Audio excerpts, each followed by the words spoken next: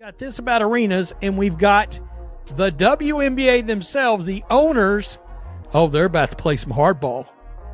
They've said, we're not going to lock out. We're going to go into a status quo. So what are they about to do? They're about to tempt these players with some money. You want to see a fracture in the Players Association? Adam Silver is about to play. The WNBA was handed something leagues spend decades chasing: organic momentum, new fans, media attention, cultural relevance. It arrived fully formed, wrapped in opportunity. And instead of guarding it carefully, the response was internal warfare over credit, control, and ideology. That's not positioning. That's demolition. What's especially wild is how confident some people seem that this approach carried no risk. As if there's a parallel universe where a fully funded, fully organized alternative league just appears overnight, ready to absorb all the talent, sponsors, and attention. That belief has been treated like inevitability, despite zero evidence supporting it. Running a professional league isn't a vibe. It's infrastructure. It's arena access. It's broadcast contracts. It's scheduling priority. And those things don't wait. Venues aren't loyal. They're transactional. If dates aren't locked in, they go to concerts, conventions, wrestling, monster truck rallies, anything that guarantees revenue without labor uncertainty. Once those dates disappear, they don't magically reappear because negotiations finally get reasonable. That's the part people ignore. Momento misant permanent. It expires. Burning down a functioning system in hopes that something better will immediately replace it isn't courage. It's gambling. And the safety net everyone keeps talking about looks thinner every day. Money talks, BS walks. And though the league and the players have not come to terms on a new collective bargaining agreement, the league and the owners are giving the general managers a clear message. Send out free agent offers anyway. Maybe if we dangle some dollars in front of these players' faces, they're more likely to say, I can go for a paycheck right now. Oh, I know we're all strong on this front, but I'm kind of hungry for a... This is the moment ownership stopped smiling and started operating. Not with threats, not with lockouts, but with precision. Instead of shutting everything down, they used the legal framework already in place and allowed certain processes to move forward without a new deal. That's the genius. Labor law doesn't require everything to freeze the moment an agreement expires, unless both sides explicitly agree to it. And qualifying offers sit perfectly in that gray zone. They're legal, they're valid, and they apply pressure without theatrics. This is strategy disguised as paperwork. No kid loans, no drum, just reality doing the work. It's easy to stay firm when the fight lives on social media and press releases. It's much harder when a player who's never seen real financial security is staring at an offer that could change their entire life. Rent, stability, long-term safety. Those things hit differently than slogans. Principles don't disappear, but they do get tested. And January is when those tests begin. Ownership didn't need to escalate. They just needed to let the system function. And now the balance of power is shifting quietly, legally, and decisively. WNBA is telling teams they can send free agent offers amid CBA uncertainty. Guys, teams are about to start sending out free agent offers to players. No, you're going to have some players that hadn't been making much money all of a sudden look up and they're like... Once real numbers start appearing, everything changes.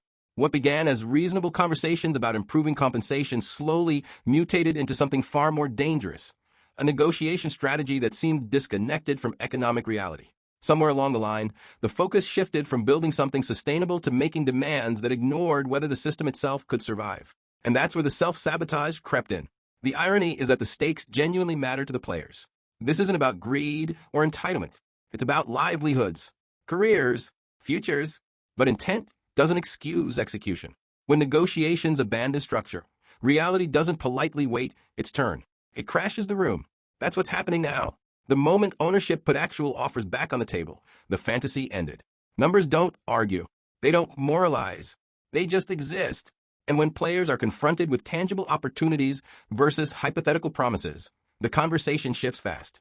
The tragedy here is that momentum was within reach. For once, the league had visibility, leverage, and public goodwill aligned. Instead of protecting that momentum, the process became fractured by internal contradictions and unrealistic expectations. Negotiations stopped being about how do we grow this and became who gets what right now. That's not leadership. That's fragmentation. Reality doesn't care about messaging. It cares about balance sheets, schedules, and contracts. And once those realities reassert themselves, rhetoric gets exposed quickly. NBA telling teams they can send free agent offers amid CBA uncertainty.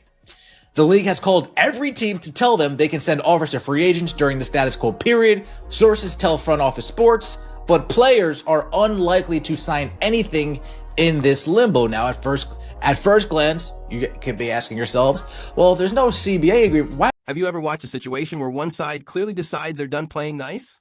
That's exactly the phase WNBA ownership has entered right now. This isn't posturing. This isn't a warning shot.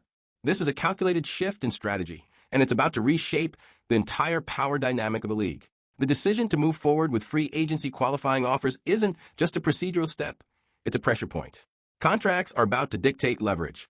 Careers are about to be boxed in or unlocked. And the fallout from this move is going to separate winners from casualties very quickly. For a long time, ownership operated with restraint. They absorbed criticism. They tolerated public pressure campaigns. They allowed negotiations to drag while hoping goodwill would eventually produce compromise. That phase is over. This move signals something far more serious. A willingness to let reality apply pressure where rhetoric no longer works. Qualifying offers aren't just numbers on paper. They're legal mechanisms that define control, restrict movement, and force decisions. Some players are about to see life-changing money placed directly in front of them. Others are going to realize just how little leverage they actually have without a finalized CBA. That contrast is intentional, because once real dollars enter the picture, ideology gets tested. Principles are easy to maintain when everything is theoretical. They become much harder to defend when an offer represents financial security, stability, and a future that isn't guaranteed elsewhere. What makes this moment feel different is how calm and deliberate it is. There's no public threat of a lockout, no dramatic press conference, no scorched earth messaging, just quiet movement within the rules that already exist. And that's what makes it powerful. This isn't emotional. It's surgical. Basketball may be the product, but this is strategy. Ownership isn't trying to win an argument. They're forcing decisions. And once those offers start circulating, the entire tone of these negotiations is going to change. Permanently. Tightly ran organization across our sports in America, the WNBA and WNBPA find themselves at a bit of a standstill as the CBA negotiations, they went unanswered. And we all predicted this, guys. We know that the owners are talking common sense, and common sense isn't registering with female athletes who probably left college with not the best GPA, not knowing how to conduct. When this shift finally happened, it felt less like a surprise and more like inevitability. The door didn't slowly creak open. It got kicked in. And suddenly it became obvious that the adults in the room had reached their limit. Years of diplomatic patience had led nowhere. Negotiations had devolved into disorder, and ownership finally acknowledged what everyone else could see. The process had stopped producing results.